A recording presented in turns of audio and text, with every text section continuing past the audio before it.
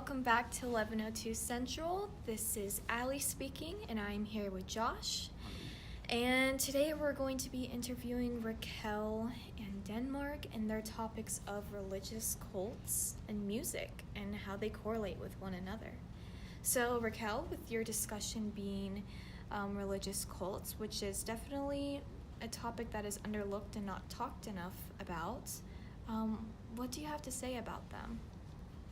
So religious cults can be kind of difficult to identify since they may appear to be like regular religions, but the distinguishing factor really is in the effect they have on their members. Cults tend to be very toxic, while religion aims to help their members become better versions of themselves.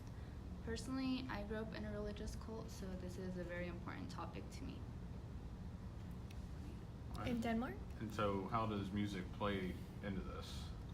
Alright, well, I'm going to be bouncing off of Raquel's own little topic with music psychology and how music has potential to interact with you both mentally and cognitively, which is how you perceive the world and everything else around you, including yourself.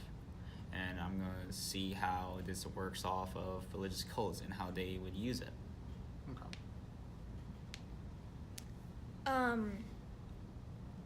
So, since you have the topic of religious cults, is there a possibility that music has purpose there? I honestly do think that religious cults use music to their advantage. A lot of cults only allow their own music to be played, so members can't listen to regular music. They only have to listen to the churches or organizations. And I think that really impacts the members because they're tied down to a certain way of thinking and they can't look to other types of music to expand their ideas. I also believe that using music, they can get members to accept things that they normally wouldn't because they embed those ideas into their own music that members are required to listen to. And going off embedding music into people's mind, it definitely does have that power and possibility should the person that's using it actually implement that meaning into that music. Because without it, it's really just noises. But the moment you input the meaning, you trick the brain in a psychological way into thinking, oh, so this is what I'm supposed to think when I'm listening to this. And the fact that it's being enforced means there's nothing going against that way of thinking. And there's really nothing else to music unless you give meaning to it. So it's also changing your cognition to what I'm supposed to think when I'm listening to this. And this is the only thing I'm supposed to be thinking of until its purpose is done. Okay, so does music even really matter in religious cults? It really does. So one of the most heavily restricted things in the cult that I was part of was music. So obviously we weren't allowed to listen to any sort of outside music. It was considered a very serious offense. And when I one of the first steps in breaking free from the cult I did was listen to music. And I remember the first time I listened to music, I was very scared because I had always been told that music was an evil thing and that it would have negative effects on me. But when I actually tried listening to music myself, I realized that it's a very positive thing and it actually has very strong effects. Yeah. Yeah, music can definitely matter to cult both in a way how they use it and in a way that they strongly dislike it. Because music has the power to create a community, not unlike with hip-hop communities or metalheads. You always see them so tightly grounded together or just always defending a genre.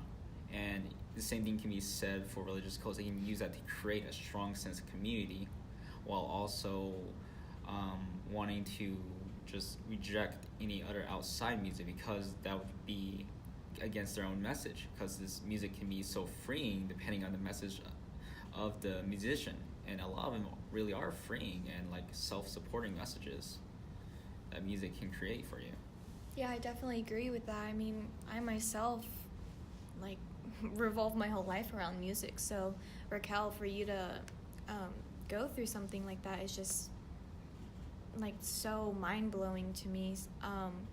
So that also gets me thinking, like, you know, when you were in this religious cult, those around you that obviously weren't listening to music, did you kind of have, like, a certain opinion on them at the time?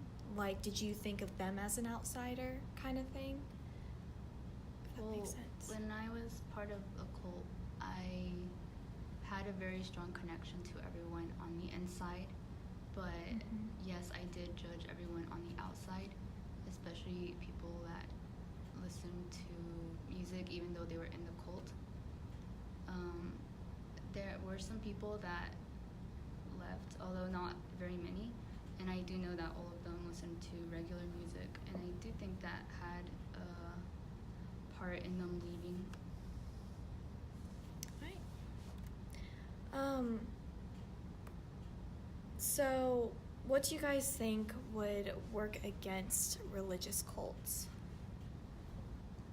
Well, I would have to say that music could work because it's definitely something that helped me escape the cult. But people that are part of cults are very brainwashed, and I think it would take a lot more than just music. Although I do think it's a good starting point to get people to open up their minds and maybe become part of other communities. Like Denmark said, people that relate to a certain genre of music often form groups together and they can relate to each other. So I think that could help people that are in cults open their mind to outside ideas. Going off what she said, music can help, but it shouldn't be like the main factor in helping people. That's not possible alone. It can help make a person think twice at the beginning, but unless that person themselves open up to it, it won't really matter because their own cognition will be blocked out to music's own version of perception, how it wants you to view the world. And another way music could help potentially is the aftercare, because there are such things as musical therapy, where they can help people, not unlike people with PTSD and stuff like that, with depression, all that, which would probably be very helpful in traumatic situations like religious cults, where you need like probably a sense of community or something like that, with like empowering messages. I definitely agree that music therapy would be very beneficial because a lot of ex-cult members face a lot of psychological problems after they leave. That strong bond that people form in a cult can result in very negative effects when it's broken, especially if you're someone like myself who was born into the cult and doesn't know any different than what you've been taught your entire life. So I do think music therapy could be very beneficial to cult members that have decided to leave the cult. Yeah, and like the music change in your cognition that music's able to provide would be probably very helpful, opening up, making the easy transition of your perception to a different whole new world. And the cognition of that is just immediately helpful. It's very immeasurable in that sort of sense. All right. Well, thank you so much, Denmark and Raquel. This was 1102 Central. Thank you very much.